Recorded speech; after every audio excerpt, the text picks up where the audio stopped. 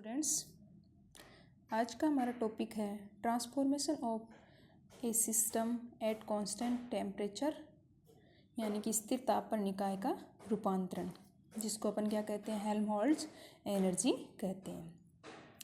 तो इक्वेशन जो है हमारे पास वो है TdS minus DE minus DW greater and equal to 0। इसको अपन दे देंगे इक्वेशन 1, यानी जो कि पिछले लेक्चर में अपन ने पढ़ी थी। इसको अपन इक्वेशन 1 देते हैं और अब जब अपन इसको यूँ लिख सकते हैं, समीकरण 1 को इस प्रकार भी लिखा जा सकता है, यानी minus DE plus TdS greater and equal to DW। इसको अपन क्या दे देंगे, समीकरण 2। यदि अगर अपन सिस्टम का या निकाय का अगर टेम्परेचर को अपन कांस्टेंट रखते हैं या स्थिर रखते हैं, या फिर निकाय का ताप स्थिर रहता है, तो उसमें क्या हो जाएगा, TdS बराबर dTS। इसको अपन देंगे इक्वेशन 3, और इक्वेशन 3 से अपन TdS का मान इक्वेशन 2 के अंदर रखेंगे।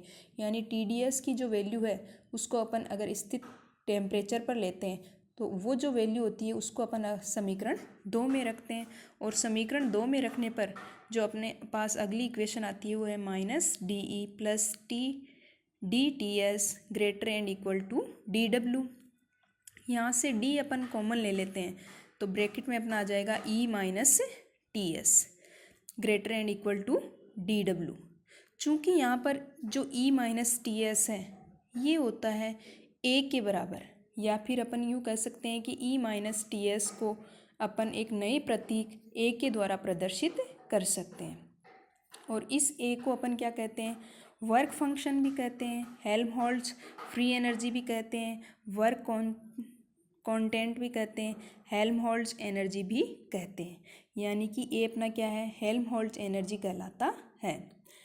यहाँ इसकी वैल्यू अपन किस में रख देंगे, समीकरण 4 में। तो समीकरण 4 में इसकी वैल्यू रखने पर अपने पास जो अगला समीकरण आएगा वो होगा minus DA greater and equal to DW। इसको अपन क्या दे देंगे, समीकरण 5।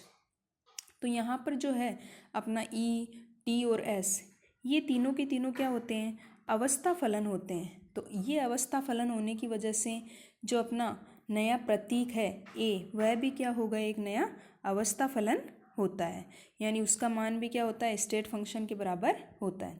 जब अपन इक्वेशन जो अपने पास 5 आई थी, यानी minus DA greater and equal to DW, उस इक्वेशन 5 को या समीकरण 5 को अगर अपन समाकलित करते हैं तो अपने पास अगला जो समीकरण आता है minus del A greater and equal to W, जिसको अपन दे देंगे समीकरण 6। यानी कि इसको परिमित परिवर्तन के लिए या सीमित परिवर्तन के लिए अपन जब इक्वेशन 5 को समाकलित करते हैं तो अपने पास नेक्स्ट इक्वेशन आ जाती है minus del A greater and equal to W। Equation 6 से क्या स्पष्ट होता है कि किसी आइसोथर्मल रूपांतरण में उत्पन्न कार्य हेल्महोल्ट्ज़ ऊर्जा में हुई कमी के बराबर होता है, या तो उसके बराबर होता है या फिर उससे कम होता है। यानी कि आइसोथर्मल कंडीशन, यानी कि कांस्टेंट टेम्परेचर पर या कांस्टेंट टेम्परेचर पर जो रूपांतरण होता है उसमें जो उत्पन्न कार्य होता है वह हेल्महोल्ट्ज़ ऊर्जा में हुई कमी के बराबर या फिर उससे कम होता है। तो इसके लिए दो कंडीशंस होती है, एक तो स्पॉन्टेनियस प्रक्रम और एक होता है अपना साम्य अवस्था या इक्विलिब्रियम फेज। जब अपन स्पॉन्टेनियस प्रोसेस में उत्पन्न कार्य लेते हैं तो जो स्पॉन्टेनियस प्रोसेस में उत्पन्न कार्य जो होता है वह हेल्महोल्ट्ज़ ऊर्जा में हुई कमी से कम होता है, जबकि साम्य अवस्था पर उत्पन्न कार्य जो होता है वह हेल्महोल्ट्ज़ ऊर्जा में हुई कमी के बराबर होता है। यानी अगर अपन स्पॉन्टेनियस प्रोसेस लिए अपने को मान, तो उसका मान तो उसमें हुई कमी के से भी कम होता है, और जब अपन ने साम्य अवस्था लेते हैं तो उसमें हुई हेल्महोल्ट्ज़ ऊर्जा में हुई कमी के बराबर होता है। इस प्रकार क्या होता है कि जो साम्य अवस्था होती है उस साम्य अवस्था में क्या होता है, अधिकतम कार्य होता है। तो अतः हेल्महोल्ट्ज़ ऊर्जा जो होती है वह सिस्टम में उत्पन्न अधिकतम कार्य का माप होती है। अतः इसको अपन लिख सकते हैं माइनस डेल A बराबर W मैक्सिमम, जिसको अपन दे देंगे समीकरण 7। यदि सिस्टम में कार्य केवल प्रसरण में के लिए किया गया हो तो कार्य क्या हो जाएगा, DW बराबर P dV, यानी कि वर्क एक्सपेंशन के लिए किया गया या प्रसरण कार्य किया गया हो तो किया गया जो कार्य हो जाएगा वो क्या हो जाएगा, डी डब्ल्यू बराबर पी डी वी। अब यहाँ से अपन क्या कर देंगे, डी डब्ल्यू का मान किस में रख देंगे, समीकरण 5 में रखेंगे। और समीकरण 5 में रखने पर अपने पास क्या आएगा, minus D A greater and equal to P D V, यानी कि इस अधिकतम कार्य के रूपांतरण में समस्त कार्य निहित होता है। और अगर निकाय में केवल प्रसरण के लिए किया गया कार्य हो तो डी डब्ल्यू किसके बराबर हो जाएगा, दाब आयतन के गुणनफल के बराबर होता है। और इस कार्य को अपन इक्वेशन 5 में जब इसकी वैल्यू रखेंगे तो अपने पास नेक्स्ट इक्वेशन आती है minus D A greater and equal to P D V, जिसको अपन दे देंगे समीकरण 8। अब अपने को पता है कि जब निश्चित आयतन पर है तो निश्चित आयतन होगा तो dv की वैल्यू क्या हो जाएगी, शून्य के बराबर। और जब dv की वैल्यू शून्य होगी तो किया गया जो प्रसरण में किया गया जो कार्य होगा वो पूरा कार्य क्या हो जाएगा, जीरो के बराबर होगा। और जीरो के बराबर होगा और इसकी वैल्यू अगर अपन समीकरण 8 में रखेंगे तो अपने पास जो समीकरण आ जाएगा minus D A greater and equal to zero. तो इससे ये स्पष्ट होता है कि अपन ने पहले देखा था स्थिर ताप पर, नेक्स्ट आ गया अपना स्थिर आयतन पर। तो स्थिर ताप और आयतन पर जब उसकी अपन एनर्जी देखते हैं या हेल्महोल्ट्ज एनर्जी देखते हैं तो डी ए स्थिर ताप और आयतन पर जीरो से कम या फिर जीरो के बराबर होती है। और जब इसमें तो इसको अपन दर्शा सकते हैं D A T V smaller than zero and equal to zero, इसको दे देंगे समीकरण 9। और परिमित परिवर्तनों के लिए जब समीकरण 9 का समाकलन करते हैं तो अपने पास इक्वेशन क्या आती है, 10 प्राप्त होती है।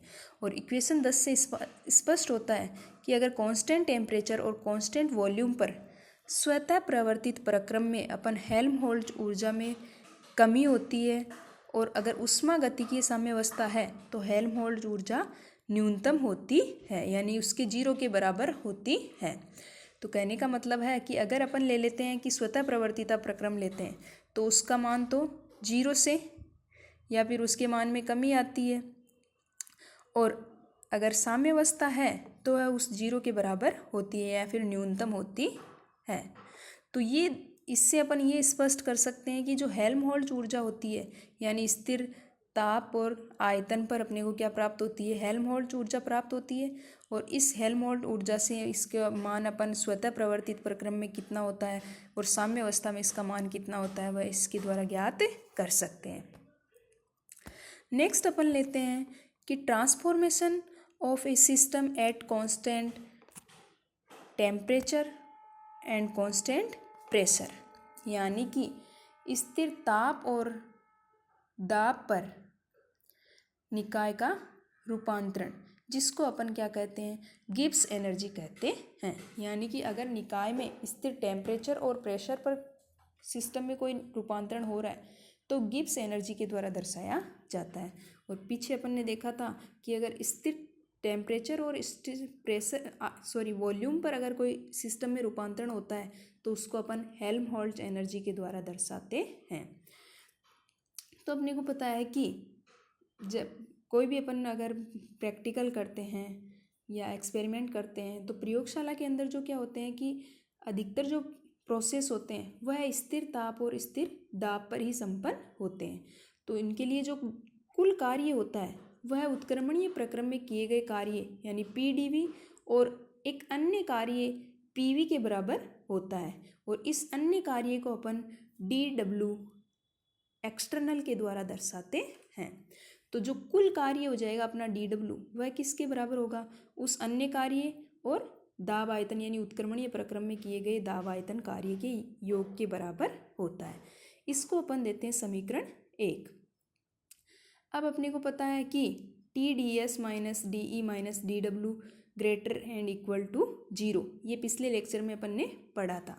तो इसको अपन समीकरण 2 दे देते हैं।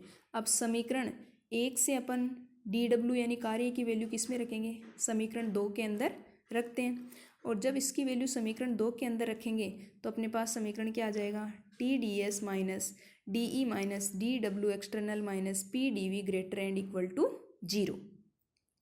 अब अगर अपन पक्षांतरण करते हैं यानी डी डब्ल्यू एक्सटर्नल यानी उस अन्य कार्य को अपन उधर की तरफ लेके जाते हैं तो ये अपने पास फाइनल समीकरण आती है, फाइनल समीकरण 3 प्राप्त होती है।